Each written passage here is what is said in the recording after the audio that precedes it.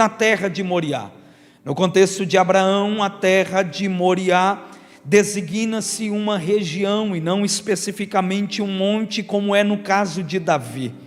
Esse cenário tem a sua importância na narrativa bíblica, porque é nessa região, na provação de Abraão, que cerca de 1000 anos depois, Davi vai comprar uma eira de um homem chamado Araúna, o Jebuseu, por 50 ciclos de prata, e comprando esta eira nesta região, cerca de anos depois, seu filho Salomão vai construir o templo que nós conhecemos como o Templo de Salomão, que foi construído sob a visão que Deus lhe dera, conforme o entendimento que havia dado por seu pai. Esse mesmo templo que em 587 a.C., por ocasião do cativeiro babilônico, foi destruído por Nabucodonosor.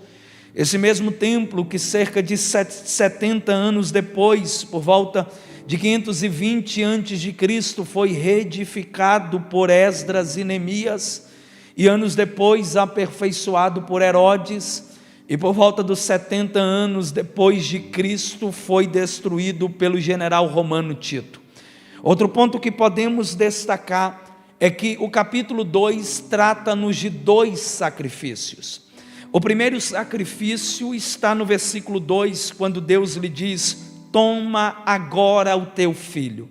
Eu chamo este primeiro sacrifício de sacrifício externo. Quando Deus está dizendo para Abraão que ele ia tomar o filho de sua velhice para sacrificá-lo no alto do monte, sacrificá-lo como holocausto, isto é, oferta queimada por inteiro. Mas antes de Abraão sacrificar o seu filho, primeiro Abraão teve que vivenciar um sacrifício interno. Abraão é amigo de Deus, Abraão é o pai da fé, mas mesmo possuindo todos esses predicados, Abraão é um ser humano, e sendo um ser humano, ele possui o seu aspecto de personalidade, que no seu aspecto psíquico está envolvido suas vontades, seus sentimentos, suas emoções.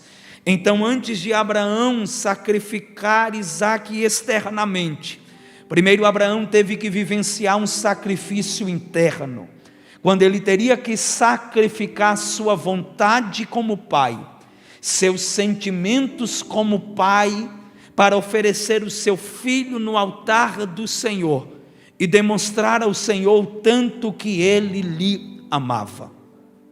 Tendo dito isso, vamos perceber que Abraão, diante do seu caminhar, Isaque vai perceber que há a presença do fogo, a presença do cutelo, mas Isaque faz uma pergunta e diz: onde está o cordeiro? Tendo Isaque feito a pergunta, o pai responde: Deus proverá para si o cordeiro. Isaque diz: onde está o cordeiro? O pai responde: Deus proverá para si o cordeiro. Chegando no altar, ao texto que lemos, e então antes de Abraão oferecer Isaque como sacrifício, Deus brada dos céus, e perceba que quem vai morrer no lugar de Isaque não é um cordeiro. Isaque pergunta: onde está o cordeiro? Abraão responde: Deus proverá o cordeiro. Mas quem morre no lugar de Isaque não é um cordeiro. Quem morre no lugar de Isaque é um carneiro. Uma coisa é um cordeiro, outra coisa é um carneiro. A expressão dita por Abraão e dita por Isaque para cordeiro é uma expressão distinta no verso que diz que quando Abraão olha para trás, ele vê um carneiro. Isso é tão lindo porque quando ele vê o carneiro, ele percebe que o carneiro está preso pelos chifres. Cordeiro não tem chifres. Isso indicando que quem morre no lugar de Isaque, naquele dia, não é um cordeiro. Quem morre no lugar de Isaque, naquele dia, é um carneiro. Mas Abraão havia liberado a palavra: Deus proverá. proverá para si o cordeiro. Se naquele dia quem morre é um carneiro, pastor Gil, mas se Abraão profetiza, Deus proverá para si o cordeiro, subentende-se que a palavra dita por Abraão não se cumpre naquele dia, porque Abraão disse, Deus proverá o cordeiro, e naquele dia morre um carneiro. Subentende-se então que o que saiu da boca de Abraão não se concretizou naquele dia.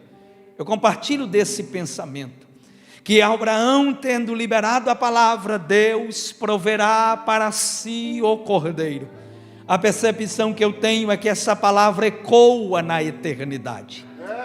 Vem o tempo de Moisés sendo o legislador da lei, e esta palavra continua ecoando: Deus proverá para si o cordeiro. Vem o tempo dos juízes, quando, segundo Paulo, por cerca de 430 anos, esses juízes julgavam a nação de Israel, mas a palavra em pauta ainda estava ecoando: Deus proverá para si o cordeiro. Israel agora está diante de um contexto monárquico, onde reis são levantados, e esta palavra continua ecoando: Deus proverá para si um cordeiro. Vemos a figura de grandes profetas, quando escritamente vamos falar dos profetas maiores, profetas menores, profetas que não tiveram obras literárias, mas desempenharam o seu ministério, e esta palavra continua ecoando: Deus proverá para si o cordeiro. Mas cumprindo-se a plenitude dos tempos, Deus enviou seu filho, nascido de uma mulher. E quando o profeta João Batista estava batizando nas águas do Jordão, ele olha e percebe alguém, abre a boca e responde a profecia de Abraão, porque Abraão profetizou: Deus proverá para si o cordeiro.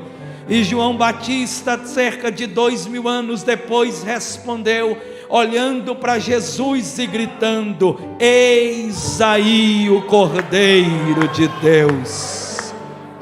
Aleluia, aleluia. É por isso que